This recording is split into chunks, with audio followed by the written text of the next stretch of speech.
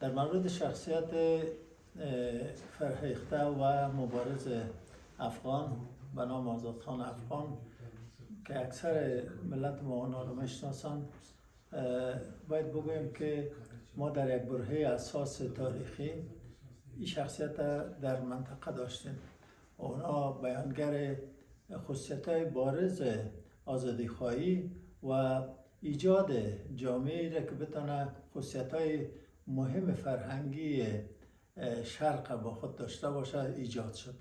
آزادخان افغان همچنان که هوتکی‌ها در سرزمین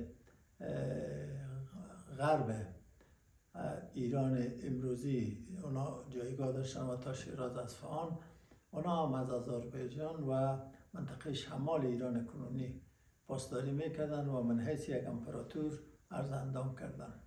در تاریخ نام از اونا همیشه جایگاهشان باقی است و در مورد خصوصیات و استراتژی و فرهنگی که میخواستن اونا در آینده و پیش ببرن انشاءالله صحبت‌های خود داشتیم.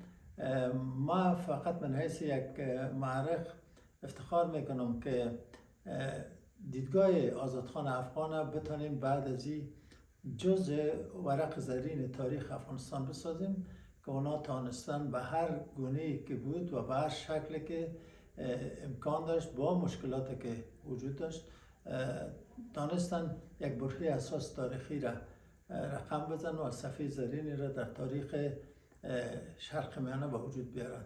ما آزادخان افغان من حیث یک امپراتور میشناسم و به شرط میکنم.